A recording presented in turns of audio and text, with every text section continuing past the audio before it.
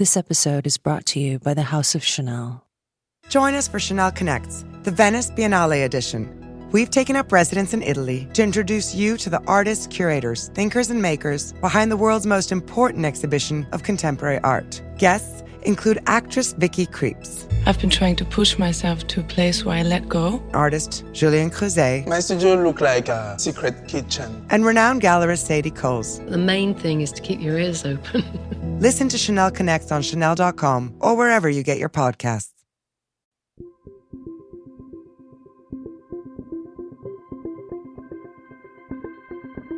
This is a guy, arguably the greatest painter of the age, who has fewer than 20 paintings, and less than 10 of them are complete.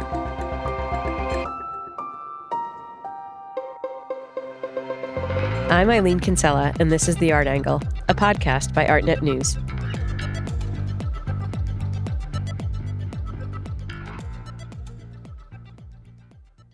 Legendary documentary filmmaker Ken Burns is famous for his deep dives into American history, ranging from the American Revolution, Benjamin Franklin, the Civil War, and the history of baseball, to name a few. Now, Burns is delving into the fascinating life of 15th century genius Leonardo da Vinci, examining his life and his numerous roles as a draftsman, painter, and scientist. This marks the first time the director has tackled a subject that is not American. The film, which is divided into two 2-hour segments, was co-written by daughter Sarah Burns and Dave McMahon, and directed and produced by all three. Leonardo's many notable achievements are explored via close examination and analysis of his prolific personal notebooks, alongside accounts of his life and on-camera interviews with leading scholars, contemporary artists, engineers, and some famous admiring fans, such as biographer Walter Isaacson and filmmaker Guillermo del Toro. Leonardo da Vinci also marks a departure from Burns' traditional filmmaking style, in which a pan or zoom added in post-production across a still image gives the illusion of movement. That style of filmmaking has become so closely associated with his material that it has garnered his own filter in iMovie software as, what else, the Ken Burns effect. However, here, the filmmakers use split screens with images, videos, and sound effects from a range of time periods to highlight Da Vinci's many achievements through his artistic and scientific explorations. Along with the original music commission from celebrated composer Caroline Shaw, it creates a compelling effect and new stylistic approach for the iconic documentarian. Hey, Ken, nice to meet you, and welcome to the Art Angle. Hey. I know our time is limited with you, so I'm just going to jump right in.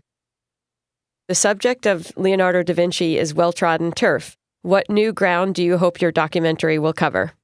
Well, it may be well-trodden for folks in the art world who know about this stuff, as we find in our subjects that we do, like the American Revolution, which I'm working on, the Civil War, baseball, jazz. This is stuff that people sort of think is in the drinking water, in the air that we breathe, but it's not. And I think that outside a small cadre of cognoscenti, the life of, in this case, Leonardo da Vinci is really unknown. It filled and distracted by lots of mythology. So ours is not an attempt to sort of necessarily break new ground in scholarship. Sometimes that happens. But mostly it's an attempt to gather the threads and tell perhaps a familiar to some story in a new and exciting way. Certainly the feedback that we've gotten from the extraordinary scholars that helped us make this film have suggested that we've done that. Just to follow up what you said about, how maybe not everybody knows all these things about him and there's a lot of mythology. I did appreciate the really great descriptions of like chiaroscuro and all these very good ways of explaining the technique and then say, this is known as. I thought that was great. I thought it was wonderful. I think there's an attempt to say that the basic understandings may not be basic and that we need to relearn, even those of us who may have some familiarity, and certainly for us who don't have day-to-day familiarity with these terms, to describe them in a way that are both accurate and accessible. Mm-hmm. Well, you're known for treading American subject matter with award-winning documentaries on the Vietnam War, the Civil War, and the Dust Bowl. Any particular reason that you departed from this thread now, or do you think there's something particularly American about Leonardo da Vinci that we don't know yet?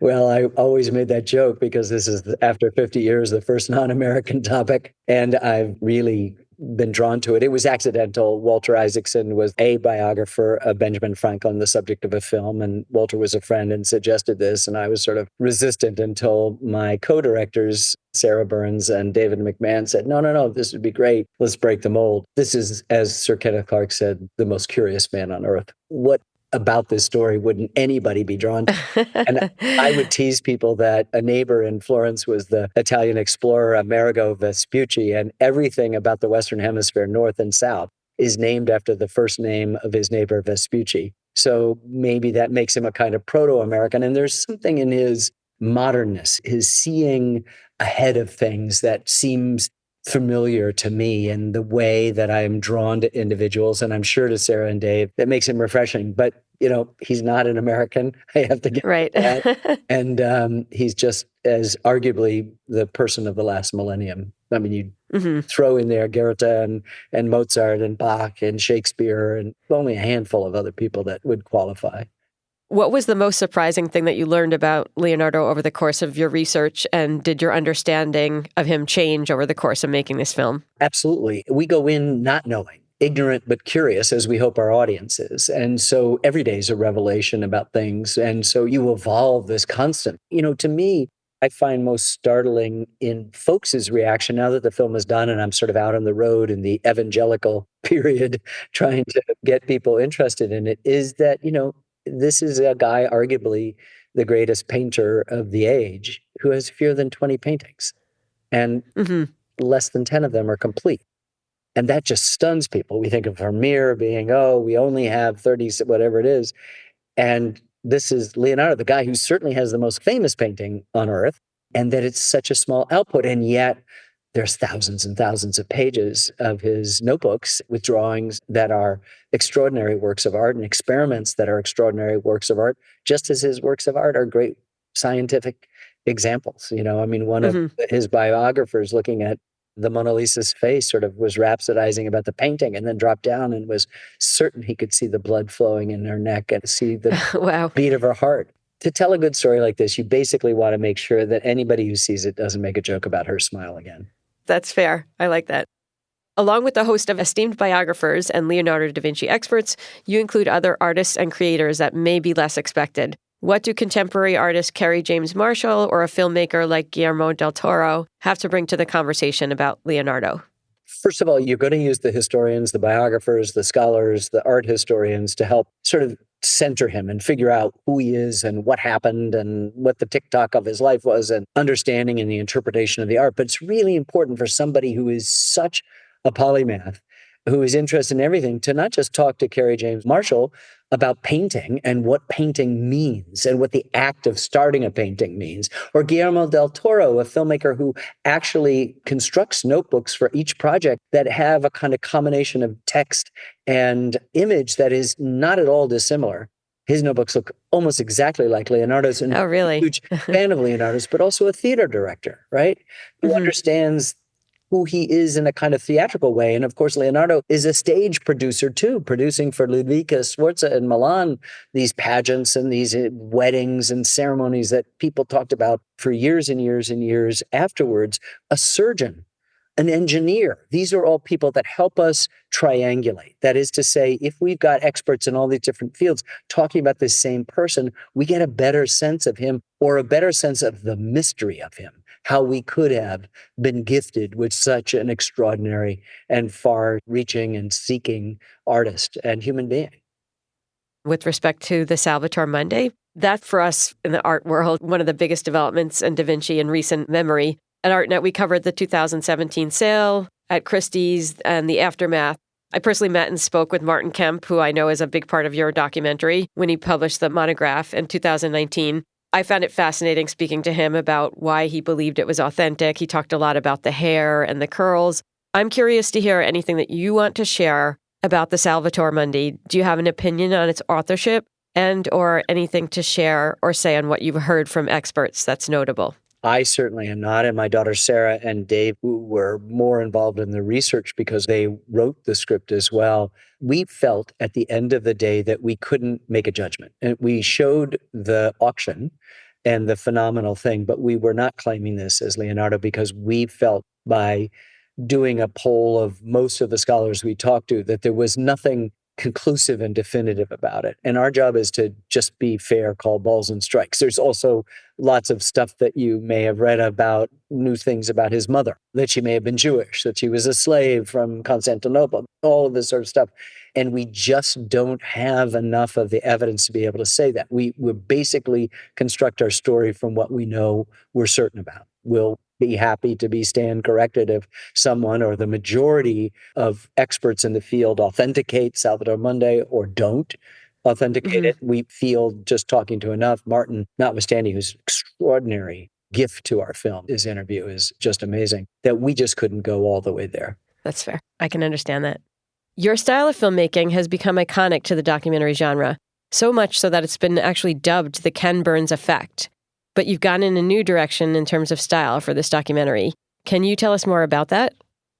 Well, this is Sarah and Dave, and I wish they were here, Sarah Burns and David McMahon, my co-directors and co-producers and the writers of the film. Their insistence. I'm working, as I said, on a film about the American Revolution. There are no photographs and there's no newsreels, and I have to just live with that and recalibrate the sort of sense of style. This film, the Leonardo film, is recognizably of our style, but it's also liberated from that style. It's developed a new and subsidiary grammar that allows us to split the screen, that allows us to show photographs and footage up to the most modern moment of rocket ships and jet planes and all sorts of things, and also to include footage of French peasants in the early 20th century with an Archimedes screw, which we have the drawing of in the next thing. And by splitting the screen, we can just sort of fill our audiences and our minds with the kind of multiplicity of his curiosities and pursuits and experimentations. And so the style was extraordinarily liberating to let go of it and just say, we can go anywhere. If he's got a spinning wheel, a drawing of it, why not show an early footage of lots of women spinning at wheels? If he's talking about a pageant, why not see the horsemen in, I think it's the Piazza in Siena when it was recorded by film? Why can't you show, if he's got early artillery, a gun going off in the Vietnam War? That liberation helped us tell and get into. This is a man who, frankly, has little biographical stuff to cling to, which is liberating in a way, which is you don't have to do the tabloid stuff much. What you can do is focus on the art and the curiosity and get inside his mind. And the way you do that is to listen to his words, to hear the story, to have people who can interpret the painting and the artwork and the science in a way that makes sense to the layperson. And then we can all just sit back and say, I'm really happy to be part of a species produced so much like Leonardo da Vinci. By the way, a born out of wedlock gay man. I think one of my favorite anecdotes was the part when he got out of jail and the inventions he came up shortly after with that. What was it, like a key to a cell or something? It was a machine for prying bars from a window. It's a wonderful, wonderful thing. And maybe that's where I can slide in my American flag thing. I said, it's so intra that freedom. And he's named for the patron saint of freedom. So maybe we can make all the connections there that we want to. That was gold. I loved that part.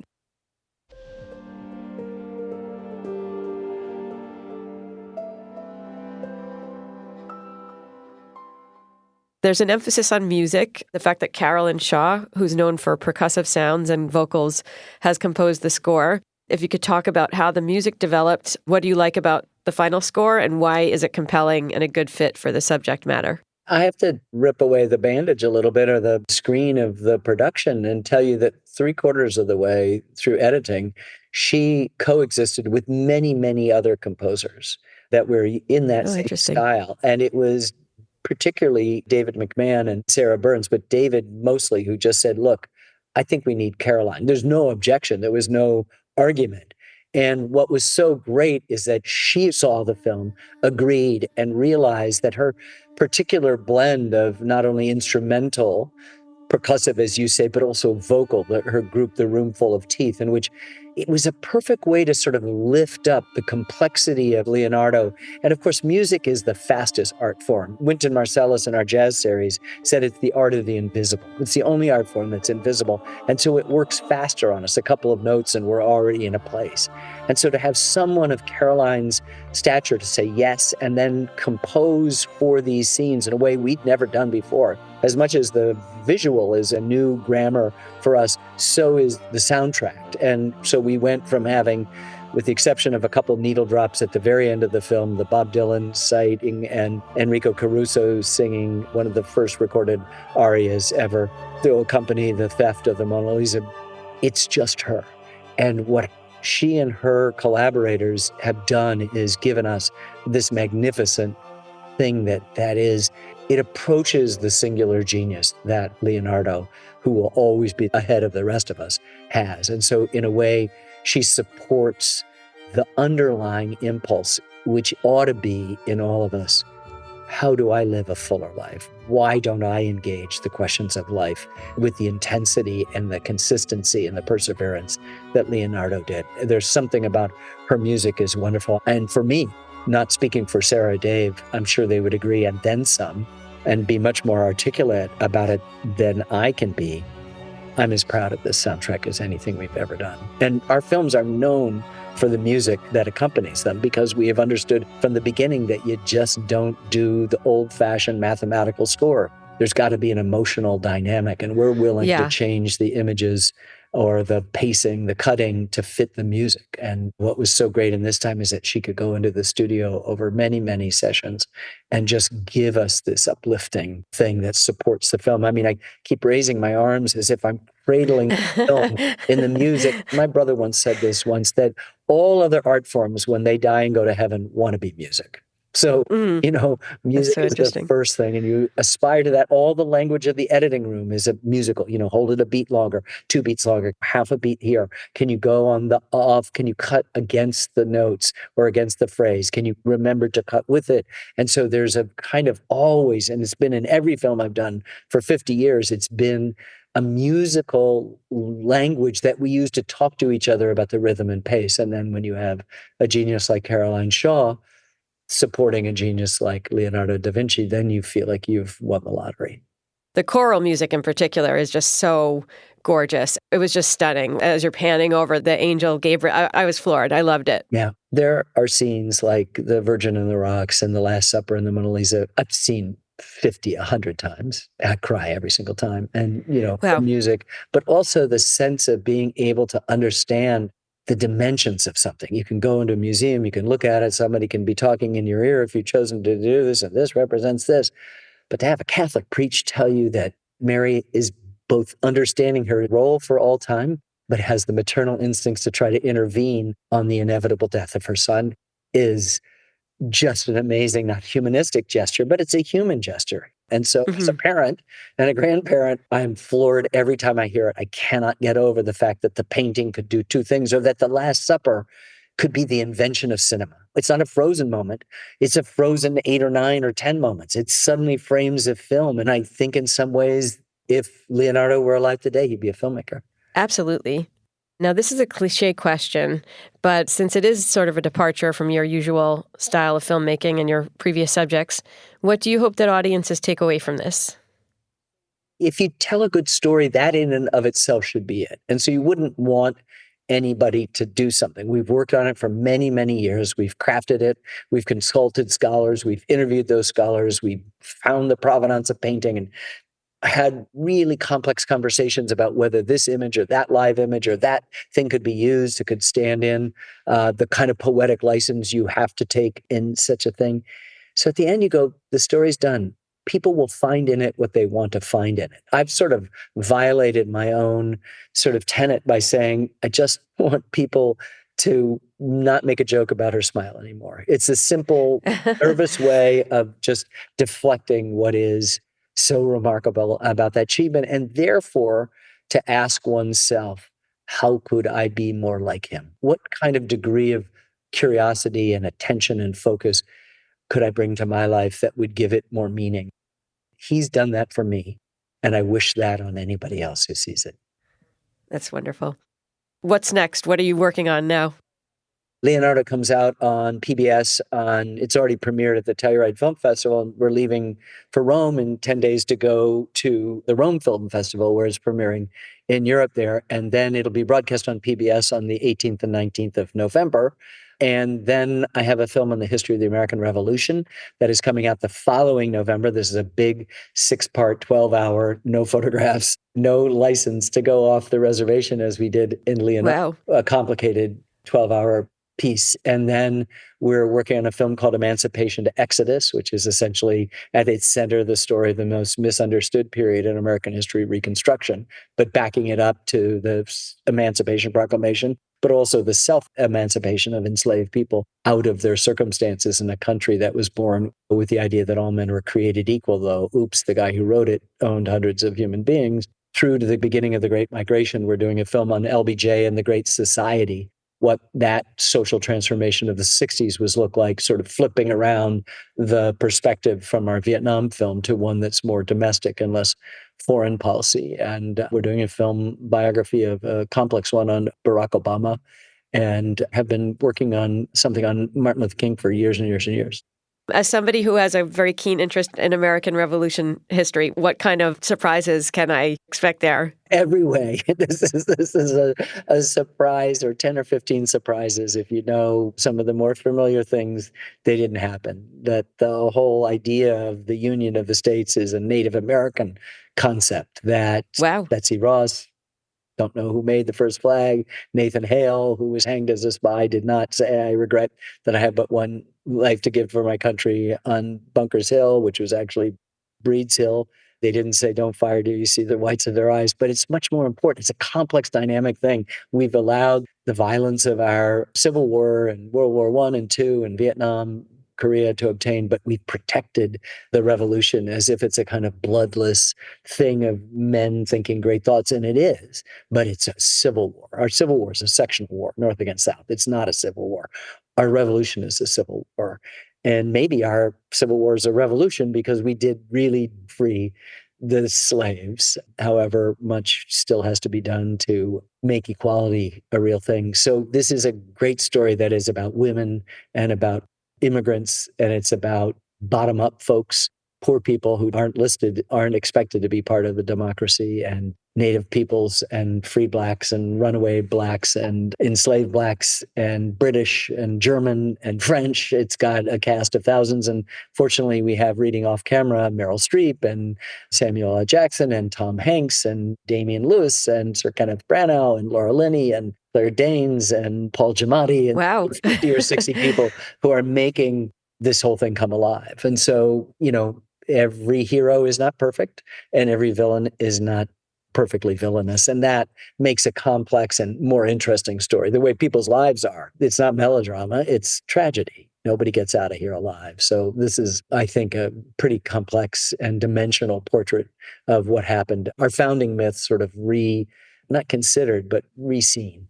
That sounds amazing. I'm looking forward to that. We'll have to interview you again. Me too. It's great. What we're now dependent on are paintings and drawing and art from the period, and treating a painting like a photograph is a very interesting dynamic. A photograph you could show, as we did in films, 18 hours of photographs and newsreels, and people accept them. You go 4 or 5 paintings, and all of a sudden the cartoony aspect of it, the unreality of it, the non-perfectly representational nature of it changes. And so you have to break it up. And how we do that with graphic material and with drawings and with live cinematography is sort of the calibration that wakes me up at 3 a.m.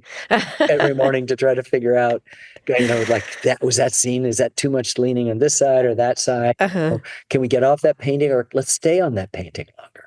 Treat it like a photo. Okay. It's happening, affect it. Let me hear those horses whinny, let me hear that cannon fire. That sort of, so you're not just looking at and sort of treating a painting as a master shot with all of the possibilities of the long and the medium and the close and the tilt and the pan and the reveal and inserts of details, but you're listening to it, or, the troops tramping, or the owls hooting, or the crickets chirping, the seagull in the harbor of New York, what's going on, and trying to wake the dead, which is what I do for the living, is wake the dead to try to make the late 18th century in the United States of America come alive. That sounds fascinating. We can't wait for that. It's pretty interesting. I can't wait to share it. Well, congratulations again on this. Thank you again. I'm so glad you enjoyed it. Thanks so much. Have a good one. That's it for this week's episode. If you like what you heard, you can subscribe to the show on Apple Podcasts, Spotify, or wherever else you get your podcasts. Also, take a moment to rate and review us. It will help other listeners discover what we're doing. The Art Angle is produced by Sonia Manalili and Caroline Goldstein. Thanks for listening, and see you next week.